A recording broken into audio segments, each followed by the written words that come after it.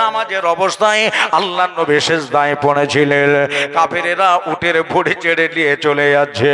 দরদি নবী গো, আমার মায়ার নবী গো, সিজদায় পড়ে আছে, আল্লাহর মেরাজ করছে। মওলা রে,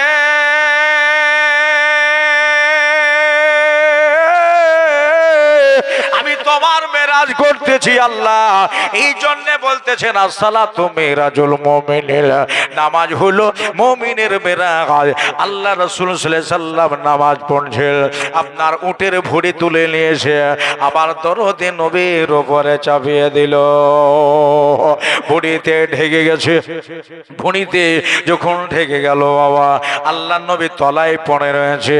এই ভুঁড়ি নামাইতে কিছু কিছু আসে যেতেন, মাঝে মাঝে মা ফাতেমা তো জাহরা যেতেন।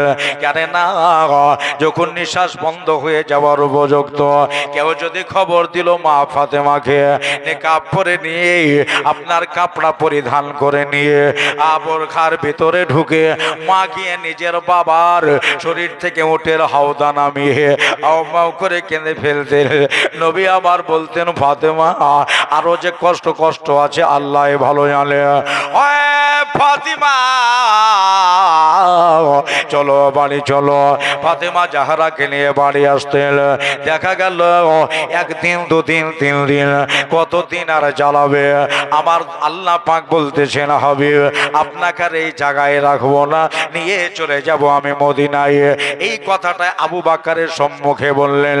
আবু বকর গো, আমার বোধহয় মক্কাতে আর বেশি দিন থাকা যাবে না, আমারে বোধহয় মদিনায় চলে যেতে হবে। যেদিন আমি মদিনায় যাব, অন্য কোন সাহাবীদের সঙ্গে করে নিয়ে যাব না, আমি তোমার এই সাথে করে নিয়ে যাব। আবু বকরের সেদিন থেকে রাতের বেলার ঘুম হারাম করে ফেললে। আল্লাহ রসুল টাইম দেয়নি, আমার কাছে টেবিল দেয়নি, রাতে যাবে না আমার মায়ার নবী দিয়ে যাবে। আমার দাদারা, আমার ভাইরা, আল্লাহ নবীর দিকে মুখ তাকায় তাকিয়ে থাকে। রাতে বেলাতে দরওয়াজা বন্ধ করে দেয়, দরওয়াজা বন্ধ করে দিয়ে একটা পাল্লা আলগা করে দিয়া ঈশান নামাজের পরে হাজিরাতে আবু বকর সিদ্দিক আমার জানে নবীর জানেগার দরজায় দাঁড়িয়ে নবীর ইন্তজার করতেন। বড় জ্বালা যন্ত্রণা তারা দিল আল্লাহর নবীর উপরে। ওই কুফারে মক্কা তারা অনেক আপনার অসুবিধে ঢেলে দিল। আল্লাহর হাবিব বললেন, আমাকে এই দুনিয়ায় ইয়া দেশে আর থাকা যাবে না। এই দেখেন হিজরতের রাত, আল্লাহর নবীর উপরে ওহী হলো। জিবরিল যা বলে দিয়াই নবীকে আজকেই চলে যেতে হবে সোনার মদিনায়। মক্কা থেকে মদিনার দিকে রওনা হলেন। আলী মুর্তজাকে নিজের বিছানায় ঘুমিয়ে আবু বকরকে সঙ্গে করে নিয়ে চলে গেলেন মদিনা। সাহাবায়ে কেরামদের আগেই বলেছিলেন, আমি যখন চলে যাব তোমরাও মদিনায় চলে এসো। কিছু কিছু সাহাবায়ে কেরাম আগেই মদিনায় চলে গেছিলেন। নবী বলেছিলেন, যাও তোমরা এগোতে থাকো। এটাই মাদারের জন্য বুয়া দ্বিতীয় খণ্ডে আল্লামা আব্দুল হক মুহাদ্দিস দেহলভী রহমাতুল্লাহ আলাইহি তিনি বয়ান করেছেন, কিছু সাহাবা ওনারা চলে গেছিলেন মওলা আলীর হাতে। আল্লাহর নবী রাতের বেলা একটা ছোট্ট চিরকুট ধরালেন। আলী গো, ও আমার জামাত আলী, এই চিরকুটে যা লেখা আছে, এই দেখো টাকাগুলো নাও আর চিরকুটটা ধরে নাও। যার নাম লেখা আছে আর ডাহিন দিকে অ্যামাউন্ট লেখা আছে, কে ক টাকা আমার কাছে পাবে। সকাল বেলায় ধার কর্জগুলো মিটিয়ে দিয়া তুমিও মদিনায় চলে এসো। আলী মুর্তজা নিজের বিছানায় শুয়ে গেলেন। আল্লাহ নবীর বিছানায় শুয়ে যাওয়ার পরে আল্লাহ নবী বেরিয়ে গেলেন, মদিনায় পৌঁছালেন। আর খুঁজে খুঁজে না পেয়ে এবার তারা ফিরে এলো, নিরাশ হয়ে গেল। আল্লাহ নবীকে না পেয়ে তারা আপনার মন খারাপ করে ফিরে এলেন। গানের শোর থেকে আমার রহমতের নবী মায়ার নবী মদিনা শরীফের নিচে নামলেন। আবু বকরকে সঙ্গে করে নিয়ে আই দেখো রে মদিনার গলিতে গলিতে আল্লাহ নবী মদিনার বাজারে বাজারে ঘুরে বেড়াই। আজকে মদিনার মায়েরা পিছন দিকের জানালা খুলেছে। আহারে আমার দেশে এত সুন্দর সুন্দর আতর নিয়ে কোন আতরওয়ালা এসেছে, জানালা খুলে দেখতেছে চেহারা সুবহানাল্লাহ ওয়া দুহা ওয়াল লাইলি ইযা সাজা, চেহারার দিকে তাকিয়ে খারাপই বলতে পারবে না। আল্লাহর নবীর চরিত্র সম্পর্কে পৃথিবীর মানুষ খারাপ বলতে পারবে না, কেননা আল্লাহ তাআলাই বলতেছেন খুলুকিন আযীম। আমার নবীর চরিত্র ও আহসান ছিল, ভালো ছিল, সুন্দর ছিল। বন্ধুরে ওই মদিনার লোকেরা বিশ্ব আমার দয়ার নবী সাল্লাল্লাহু তাআলা আলাইহি সাল্লামের এবারে আপনার তার লাকাব বার করলো। আল্লাহর নবীর দিকে তাকিয়ে জবান দিয়ে মদিনার লোকেরা বলছে তোলা আল বাদরু আলাইনা মিন সানিয়াতিল ওয়াদায়ে ওয়াজাবা শুকরু আলাইনা মাদানিল্লাহি দায়ে। তারা বলল তাকিয়ে দেখো, তাকিয়ে দেখো, আমাদের দেশে 14 তারিখের পূর্ণিমার চাঁদ বিকশিত হয়েছে। ওরে তোমার বুকে শুয়ে আছে হবে বেরাবানা আমার সোনার মদিনা, আমার প্রাণের মদিনা। বলেন সবাই আমার সোনার মদিনা, আমার প্রাণের। বলেন জোরে, লজ্জা করেন না। আমার সোনার মদিনা, আমার প্রাণের। মাশাআল্লাহ, একটু আওয়াজ উঠেছে, লজ্জা করেন না, একদম লজ্জা নাই। জোরে বলেন তোমার বুকে শুয়ে আছে হবে বেরাবানা আমার সোনার মদিনা, প্রাণের মদিনা। কত হাসি এলো গেল তবুও চাই তোমার দিদার,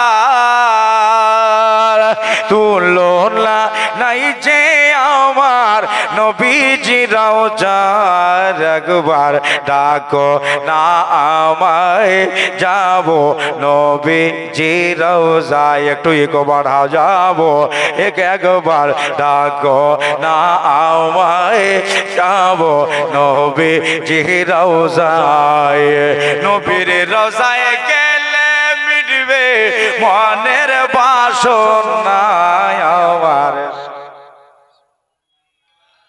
আমার প্রাণের।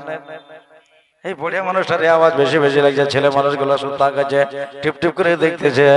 আওয়াজ দেন সোনার মদিনা, আমার প্রাণের। তোমার বুকে শুয়ে আছে হবে বেরাবানা আমার সোনার প্রাণের মদিনা। মদিনা রে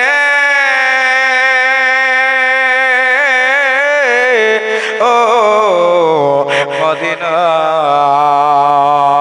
শের লিখেছে ও মদিনা ধন্য হলো নবীজির পরশ পেয়ে, ইয়াসরাব থেকে তাইবা নগর, ইয়াসরাব থেকে তাইবা নগর বানাই নবী জেগে।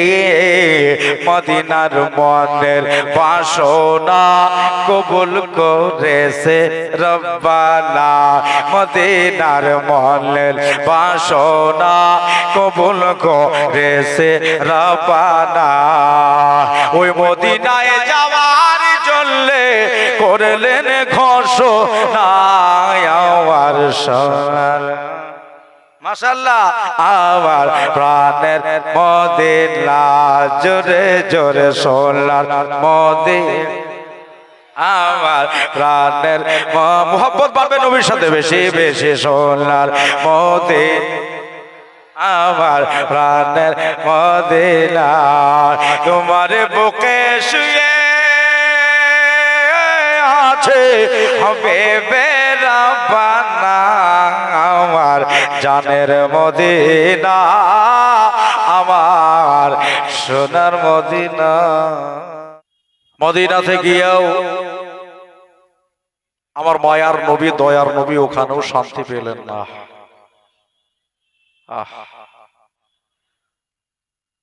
যার যেটা অভ্যাস নাকি বলছে। আবার আল্লাহ বলেছে ইসলামের প্রচার বাড়াও, হুজুর আমার ওখানেও শুরু করলেন, মান ক্বালা লা ইলাহা ইল্লাল্লাহ ফাদাখালাল জান্নাহ। একবার যারা লা ইলাহা বলবে, একটা বার যারা লা ইলাহা ইল্লাল্লাহ পড়বে, আমার আল্লাহ তাআলা তারে জান্নাত দেবে। এটা কার কথা? আমার নবী পাকের কথা। কার কথা? জোরে কিন্তু কথাটা বলবেন।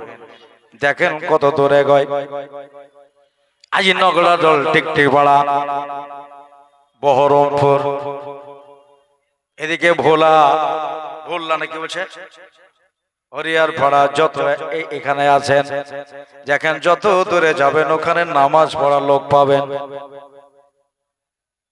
দুনিয়া জুড়ে যে জায়গায় পৌঁছাবেন ওই জায়গায় আল্লাহওয়ালা পাবেন, নামাজি পাবেন, মুসলমান পাবেন। কিন্তু একটা কথাও মনে রাখতে হবে, যেখানে আদমের জাত থাকবে ওখানে পাশে কিন্তু শয়তানও থাকবে, ঠিক না? যে জায়গায় আদমের জাত থাকবে ওই জায়গায় শয়তানও থাকবে, এটা মনে রাখবেন। যেখানে হুসাইনি থাকবে ওখানে এজিদিও থাকবে। ও দাদা, আমার ভাইরা, আমার মা বোনেরা, আল্লাহর নবী ইসলামের প্রচার ওই মদিনাতেও শুরু করলেন। খুব খেয়াল করে শুনবেন আমার আব্বুরা, আমার ভাইরা, আমার দাদারা গো, আশেপাশের মা বোনেরা, নবী যখন শুরু করলেন, পড়ে লাও একটা বার পড়ো, কালেমা পড়লে আল্লাহ জান্নাত তোমাদের দেবে। মানুষ নিজের চোখের খোলস খুলে দেখলো, নিজের দিলের গর্ত গোবার ঝেড়ে দেখলো যে আমাদের আল আমিন নবী যেটা বলছেন ওটা মিথ্যা নয়, মিথ্যা নয়, ওটাই হলো আর সত্যের বার্তা। আমার দয়ার নবীর কাছে তারা কালেমা পড়লো, মুসলমান হলো। মদিনার লোকজন সব আসতে শুরু করল, মক্কা থেকে সাহাবায়ে কেরাম সব আসতে শুরু করলো। ওই মদিনায় কিছু লোকজন হলো, একটা দুটা তিনটা চারটা, এইভাবে মুসলমান হতে হতে হতে হতে আমার নবীর কাছে এখন টোটালে মুসলমান হলো 313টা।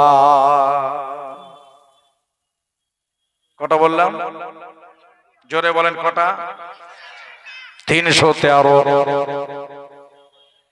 নগলা জল টিকটিকপাড়াতে কত মুসলমান, স্টেজে কত মুসলমান, টুপিওয়ালা, দাড়িওয়ালা,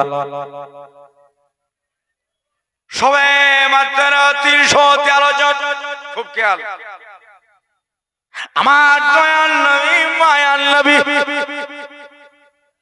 ধীরে ধীরে ধীরে সাহাবায়ে কেরামদেরকে নিয়ে রাস্তার ধারে সবাইকে বসিয়ে নিয়ে একটা মিটিং শুরু করেছে, বুঝাচ্ছে এটা করবা, এটা করবা, মানুষদের জোরে কথা বলবা না, আস্তে আহ্বান দিবা। কেননা মানুষকে জোরে চাপ দিয়ে কথা বললে তোমার উপরে নারাজ হতে পারে। ধীরে ধীরে বলবা, মানুষ যেন তোমার উপর আকৃষ্ট হয়। একটা ইতিহাসেও লেখা নাই নবী আমার কারো উপরে কোদাল বাজি করে, বালহুট বাজি করে, কারো উপরে লাঠি বাজি করে কালেমা পুনিয়েছে। তারা নিজেই বলেছিল আমার নবীর আদর্শে আদর্শিত হয়ে আল্লাহ নবীর মিঠা জবানের কথা শুনে আমরা নিজে আকৃষ্ট হয়ে কালেমা পড়েছি। জোরে বলেন সুবহানাল্লাহ। আমার দাদার, আমার ভাইয়েরা, 313 জন মুসলমানকে সম্মুখে ঘেরাও করে নিয়ে আমার দয়ার নবী সাল্লাল্লাহু আলাইহি সাল্লাম বোঝাইতেছে। কিতাবের নাম হলো মাদারিজুন নবুওয়াত। দ্বিতীয় খণ্ডে আল্লামা আব্দুল হক মুহাদ্দিস দেহলভী বয়ান করছেন। কেউ যদি হালকা ফুলকা পড়ব মনে করেন, একটা কিতাবের নাম হলো নাঈমি খুতবাত, দ্বিতীয় খণ্ড পিওর উর্দু ভাষায় লেখা আছে।